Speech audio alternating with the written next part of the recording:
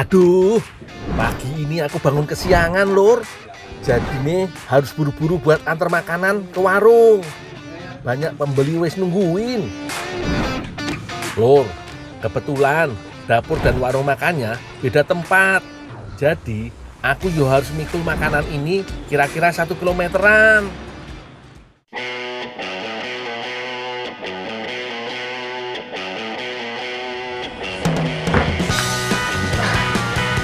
Mang, udah siap nih, Mang. Ya.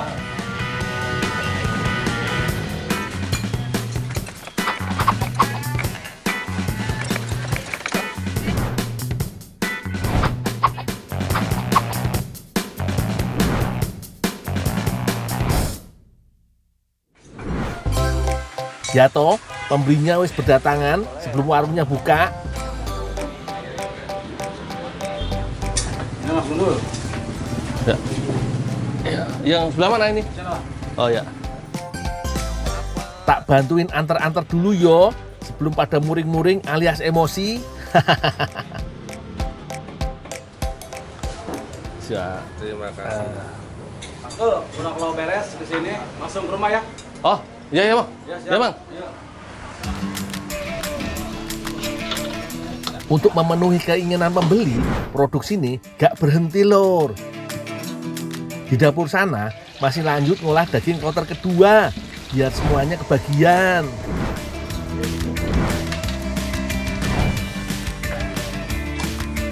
Mang, ada yang bisa saya bantu, Bang? Ya ada nih, tuh ini dicuci. Oh, ini semua, Bang? Ya. Ya. Tempat kerjaku iki emang spesialis sop bening, Lur. Mulai isi daging, kikil, lidah, dan banyak lagi. Dagingnya jenis sandung lamur alias sengkel. Potongan daging sapi dari bagian dada bawah sampai ketiak. Yang kaya banget sama lemak dan jaringan ikatnya. Bagian iki terkenal empuk banget. Paling pas jadi sop kuah bening. Kikile sendiri diambil dari bagian kaki sapi yang lembut dan sedikit kenyal.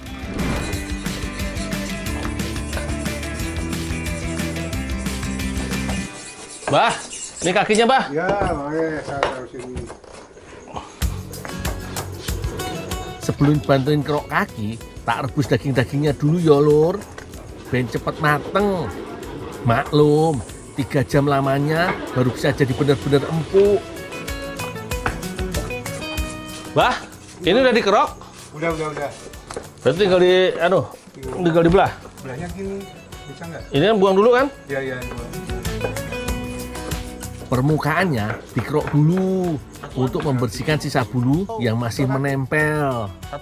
Pokok men, dipastikan sisa lemak kasar dan kotorannya benar-benar terhempas. Dipotong mepet tulang biar banyak kikil yang gak terbuang. Potongan iki emang jadi best of the best, Lur. Rasanya gurih dan banyak diincar. Soalnya banyak sumsum dan kolagennya. Udah beres kan, bantuin depan. Oh, ya, Bah. Ya.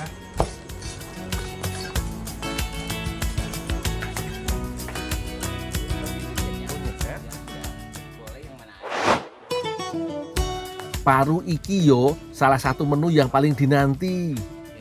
Untuk bikin dendeng parunya harus diseset alias dipotong tipis. Potongan mamangnya tipis banget yo, koyo isi dompetku iki, Lur. Berapa sih aku pegang bikin dendeng tuh? 2002 kayaknya. 2002. Iya. Lama emang ya. Iya. Pantesan bisa tipis-tipis gitu, mah. Terus ada bagian-bagiannya nyeset itu. Enggak sembarangan orang berarti bisa. Enggak. Oh, Yang kerja juga nggak bisa. pantesan. Saya juga hesek. Kalau suruh tipis-tipis begitu mah hesek, Mang. Karena masih karyawan anyar, aku masih belum bisa mengimbangi potongan setipis emosiku yang dibagi Namiki. Jadi, aku bantuin sebisaku ae yo, Mang. Tenang, potongannya gak sampai hancur kok. Bang Gundul, Ya, Mang. iya nanti kasih bumbu ya. Ini semua? Iya, kasih bumbu itu. Oh, ini kan? Iya, Selesai dulu. bumbuin aja dulu. Nanti. Bumbune gak banyak kok lur, cuma campuran bubuk lengkuas dan ketumbar aja. Gak lupa dikasih garam ben makin marem yo. Oh pakai gula juga? Pakai juga. Biar agak manis-manis. Oh kan ada aku. Wis, saiki diaduk sampai rata. Mang? Iya. Udah campurin Mang? Udah. Tinggal Ini masuk? Masukin aja. Sedikit-sedikit apa semua? Iya, terserah, bebas. Mau satu-satu, mau disemuain bebas.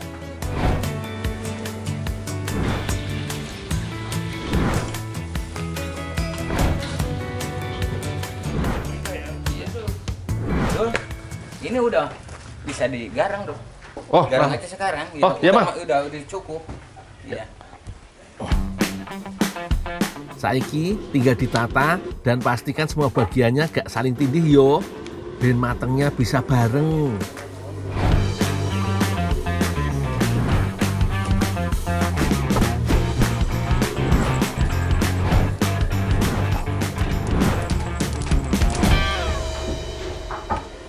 Dul, tinggal aja itu.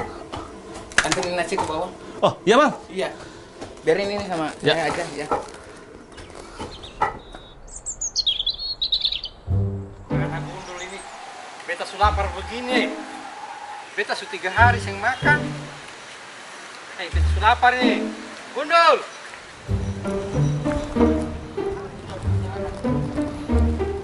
Gundul.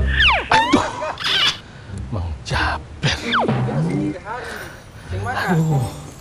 Mang Jaber lagi, Mang Jaber lagi. Mang, Beta minta nasi dulu beta sudah lapar ini. Saya makan 3 hari. yaudah gini aja Mang. Saya kerja dulu. Nanti ke tempat kerja saya aja dulu ya. Boleh. Kalau gitu beta boleh ikut toh? Yaudah lah yuk, ya. Ayo.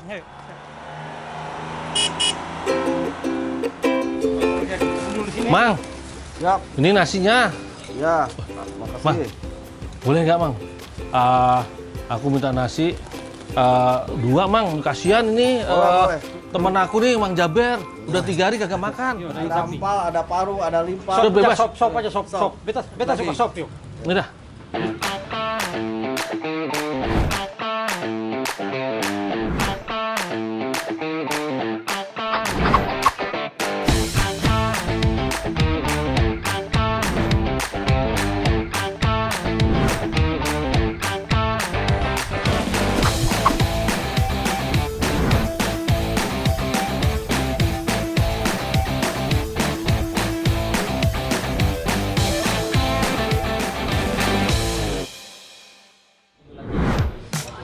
Makan sop bening iki seperti makan bubur. Ada 2 tim yang terpecah belah. Tapi kalau aku sih tim sop campur lur. Sekali suap nasi, daging dan kuahnya berkumpul jadi satu. Dalam sehari cuma menghabiskan 10 kg kentang aja. Mau banyak yang request pun tetap gak bisa nambah.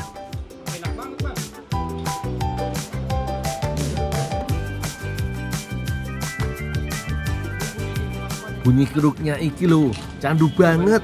Raiso iki kalau cuma nyobain sebiji 2 biji. Kalau gak percaya, cicipin sini lur.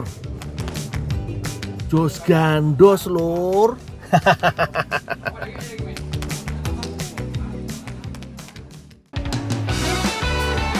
Ya salah tadi ngasih harga. Kok 5.000? Ini 5.000-nya tanda jadiannya aja loh. Jangan kan 5.000, 1.000 aja boleh. 1.000 juga berapa? Boleh. Boleh aja, boleh jadi.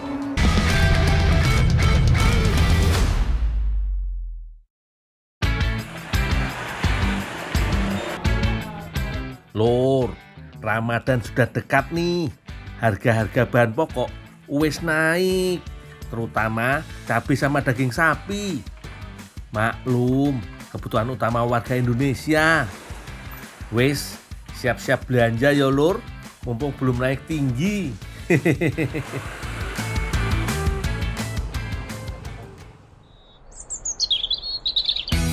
Paling bener sih datang langsung ke pasar sapi. Dijamin iso dapat lebih murah. Salah satu nih iki lur, pasar ternak di Kota Payakumbuh, Sumatera Barat. Setiap hari Minggu pagi, ratusan peternak sekabupaten 50 kota datang ke sini membawa hewan terbaiknya untuk dijual loh. Walau cuma seminggu sekali diadakan, pasar yang satu ini benar-benar gak pernah sepi. Nah lur, kalian tahu gak pasar ternak terbesar di Indonesia itu ada di mana? Di Jonggol. Di Madura. Kok malah ngawur jawabannya? Wis, nanti tak kasih tahu habis aku makan. Aku tak kerja sih. Siapa tahu aja ada yang laku dan aku dapat komisi lumayan lur. Lehernya nih, tawarin 30 lah. Hah? 30. Aduh, jauh. Jauh, belum boleh lah. 30 aja. Tidak, enggak. Kasih aja Dul. 30 aja lah. Bos bilang 35, Pak. Masalahnya, Pak. 35. Kalian tahu gak? Proses transaksi di pasar ini caranya cukup unik loh. Kita isi 35 kan? Oh, ini. Pegang 3, Oh. langsung pegang 5. Nah, Oh. Itu 35 nawarinnya. Transaksi di sini tanpa menggunakan bahasa verbal. Sebutannya tradisi merosok lur. Oh, Pak, ini gemuk Pak sapinya Pak, limosin. Ini pas banget nih, jantan lagi. Kemudian sama bos langsung. Aku yang belum paham kode-kodenya cuma bisa jadi penasihat juragan saja lur. Kalau aku yang maju di balik baju, bisa-bisa mau untung malah jadi buntung.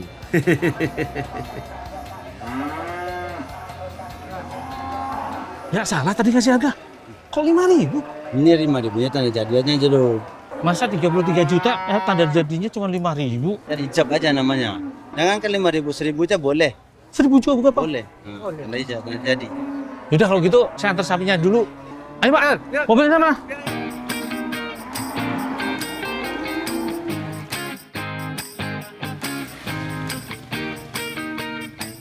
Kali ini aku mencoba peruntungan menjadi tukang sate padang keliling. Sate padang lidah sapi buatanku iki enak tenan pasti nih.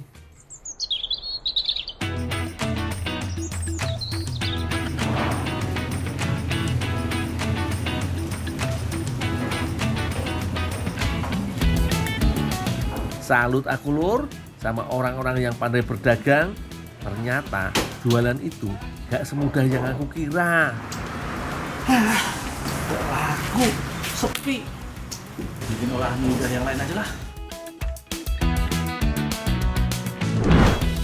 Sekarang aku lagi bersama Uni Ulfa yang menemani untuk bikin masakan inovasi lidah sapi lur.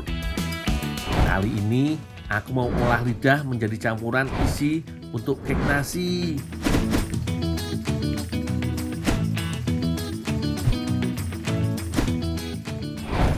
Dok, kalau udah selesai ini langsung tumis bumbunya. Oh, ya nih. Nih aku bantuin ya, Chef. Ya. Aku tumis dulu ya nih ya.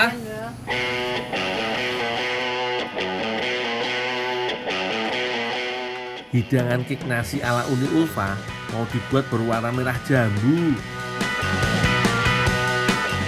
Bisa pakai umbi buah bit seperti Uni Ulfa ini.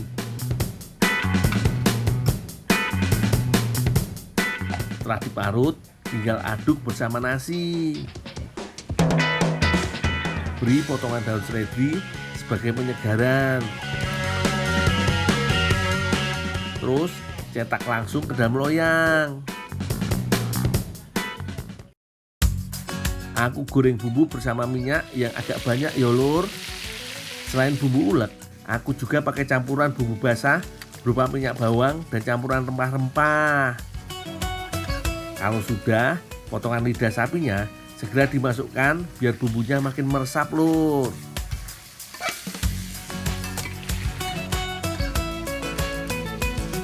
Lanjut, kita bikin kuah kentalnya juga. Setelah semua bahan bumbu masuk, tuangkan air dan juga tepung beras cukupnya. Kalau sudah mulai mengental dan tidak ada tepung menggumpal, taburi bumbu rempah. Sip lah, aromanya harum banget ini lur.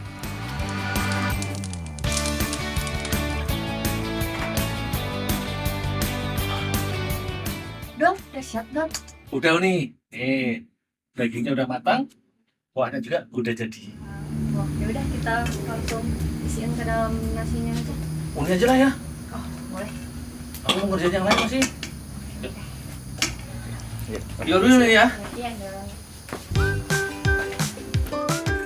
Kalau sudah matang, tinggal campur semuanya jadi satu aja. Masukkan daging lidah sapi ke dalam loyang nasi.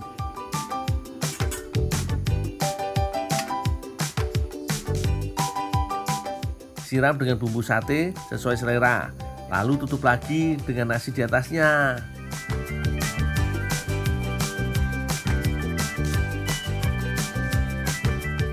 Sip lah, tinggal oven sebentar aja. Gak sampai 5 menit, cukup kok lur.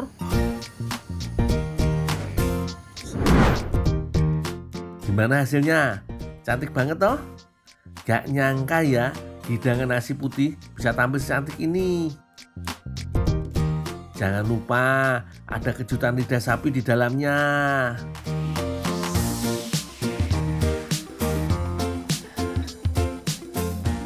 Asli lor, ini jelas hidangan istimewa. Nasinya pulen, mirip seperti ketan dengan warna yang menggugah selera. Isian lidah sapi dengan bumbu rempah yang kental jadi pelengkap yang sempurna lor. Teksturnya kenyal, empuk, dan lembut dengan rasa gurih, pedas yang nikmat banget lur. Jos gandos lur.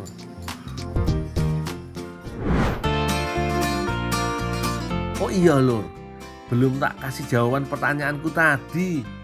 Jadi pasar ternak terluas di Indonesia itu adalah Pasar Bolu di Toraja Utara, Sulawesi Selatan.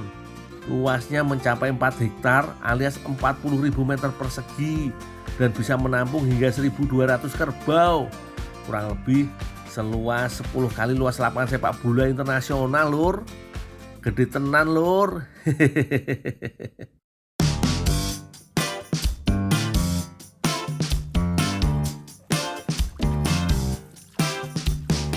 Lur, setelah jualan sapi, aku juga harus bisa ngerawat sapi yo. Ben skillku bab per bab lengkap. Nah, aku sekarang lagi mandiin si Jago, sapi jumbo milik juraganku yang harus aku rawat setiap hari. Ya sehat. Nanti minum jamu ya. Nggak boleh nakal ya. Baru makan. Jago ganteng. Biasanya sehabis mandi di sungai, si Jago emang paling suka kalau aku pijat-pijat begini lur. Ojo heran ya lur, pijatanku emang paling jos gandos. Tapi kalian tahu nggak, sapi paling gede di dunia itu sapi apa? Sapi limosin. Patung sapi.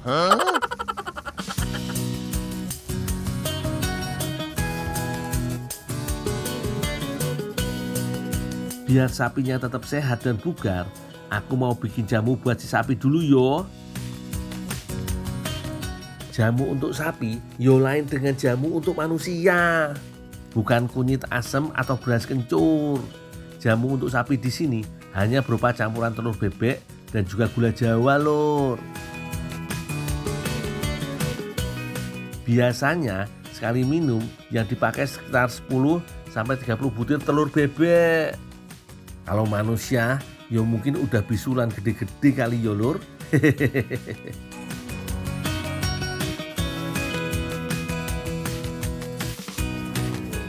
Loh, Dul, diapain? Kasih jamu ini. Itu runcing, nanti luka gimana, Dul? Ya enggak lah, ini kalau nggak tajam nggak bisa masuk mulut. Hati-hati, Dul.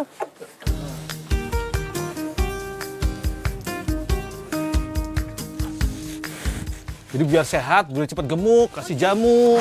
Biasa rutin dikasih 1 sampai 4 minggu sekali.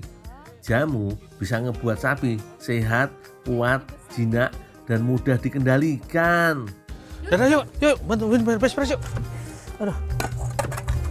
Yuk, nanti buru tak undosku. Yuk. Seperti kataku tadi lur, Kak Rahma emang baik hati. Dapat hadiah sepasang kaki sapi, Kak Rama gak mau makan sendiri. Masakannya juga unik lur, tumpeng kaki sapi sambal seruit. Wah, enak ketoke.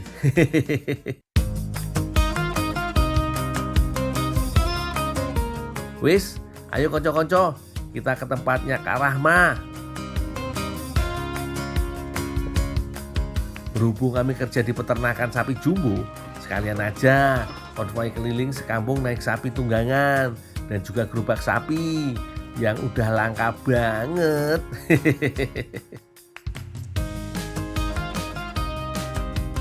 Ayo Kang, yuk, Mang. Gimana Kak, udah siap?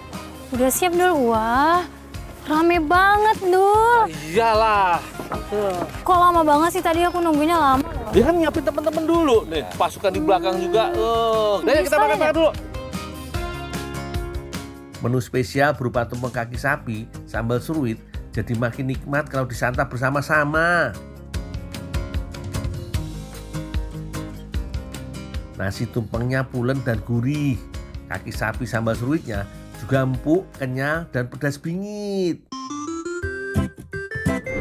Oh iya lur, aku lupa belum jawab pertanyaan tadi. Jadi, sapi yang paling gede di dunia adalah Cianina dari Italia yang sudah diakui sebagai ras sapi terbesar dan tertinggi di dunia. Dengan berat pejantan dewasa dapat mencapai lebih dari 1,7 ton dan tinggi mencapai 2 meter. Sapi ini juga dikenal sebagai raksasa putih sejak zaman Romawi kuno. Monster tenan iki lur.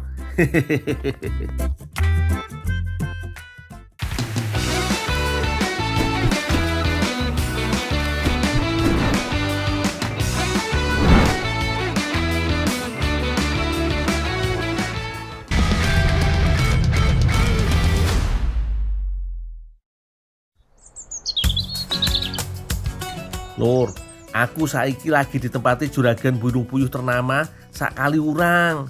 Namanya Mbah Asih. Selain punya usaha burung puyuh, Mbah Asih ini juga juru kunci Merapi loh. Pagi ini aku dan Mbah Asih mau panen 50 kg telur puyuh. Akeh yo. Yo jelas, hasil sebanyak ini didapat dari 18.000 ekor burung puyuh yang diternak Mbah Asih. Hasil sebanyak ini mainnya udah bukan kelas kecil lur, tapi langsung dijual ke perusahaan besar. Lur, kalian tahu burung puyuh ini aslinya dari mana? Dari hutan, Dul. Dari peternakan Mbah Asih, Dul. Oh, piye yo, sakjane bener sih, tapi salah. Wes, nanti wae tak kasih jawabannya. Saiki panen dulu yo. Mbah Asih sengaja memberi pakan berupa pur lur. Pakan ini mengandung nutrisi yang lengkap mulai dari protein, vitamin, dan mineral. Pokoknya dikasih yang terbaik biar telurnya punya kualitas yang jempolan lur. Coba saiki Lampung iki saiki yo iki tak kei kan iki. Oh, Sesuk dileh ya. oh iya Li. Iki lawuh. Iya Li. Heeh, yes. Wis, ini delalah pas ngasih makannya juga udah selesai nih. Oh iya. Ayo disalahke kono. Nih. Ya. Terima kasih Li ya. Ya, Tak padha-padha. boleh Li ya. Iya, padha-padha ya. Ayo. Alhamdulillah lur, hari ini aku makan enak. Langsung aja aku rebus puyuhnya yo. Gak lama kok, cuma 15 menit aja. Habis itu baru dicincang lur. Wah, empuk tenan iki.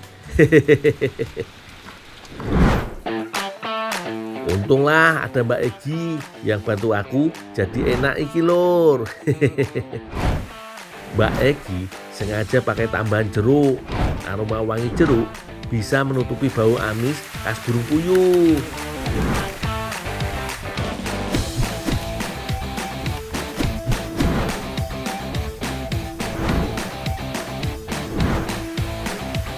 Nah, kalau adonannya udah siap, tinggal masukin daging puyuh yang aku cincang tadi.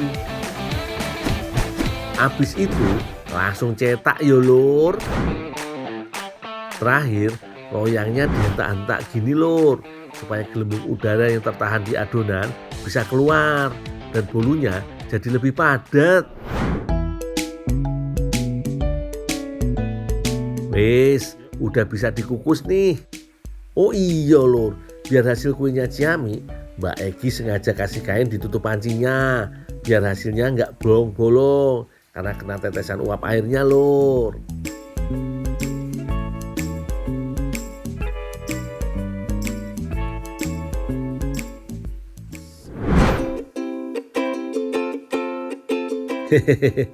Jadi juga kreasiku dan Mbak Egi.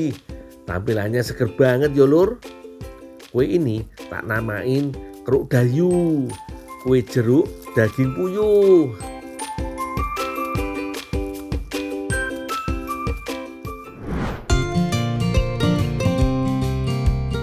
Oh iya, hampir lupa. Puyuh di Indonesia ini aslinya dari Jepang lur. Jauh toh? Kalau mau, besok-besok ikut aku ke Jepang. Lihat asali burung puyuh. Ngimpi.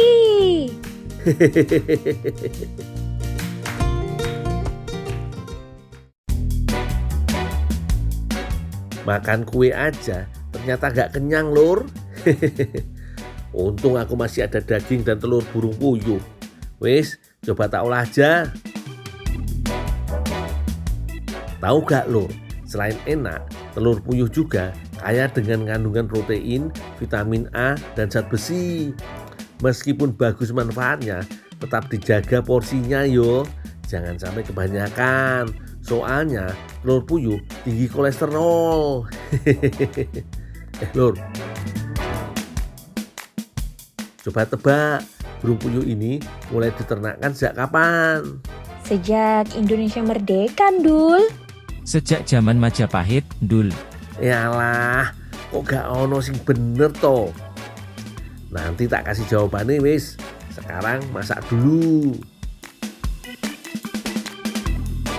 Kali ini aku mau masak burung puyuh mentega dibantuin sama Teh Nabila dan Neng Ayu. Teh, ini teh burung puyuh sama telurnya udah bersih teh. Oh iya, makasih Dul. Oh iya teh.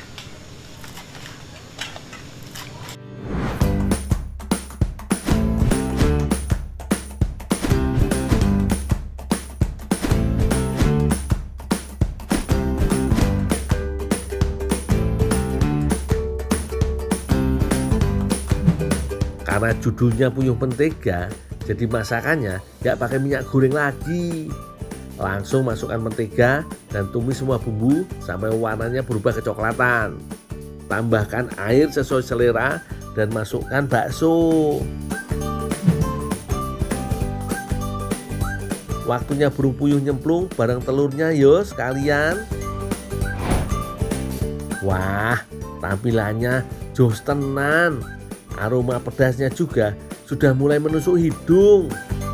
Aduk terus sekitar 10-15 menit agar matangnya sempurna dan merata. Kalau kalian doyan makan ayam, dijamin suka makan daging puyuh. Beda-beda tipis rasanya. Malah menurutku burung puyuh punya tekstur yang lebih lembut dan gurih. Yuk, langsung makan wae, wis lapar iki.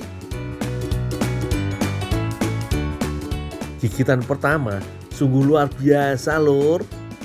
Rasa bumbunya meresap ke lapisan daging puyuh. Kalau telurnya gak usah diceritain deh, udah pasti enak tenan. Saking enaknya lur, makan puyuh mentega ini seperti beneran di India. Rasanya koyo joget bareng Teh Nabila, gadis desa dari Purwakarta yang cantik jelita. Jos gandos.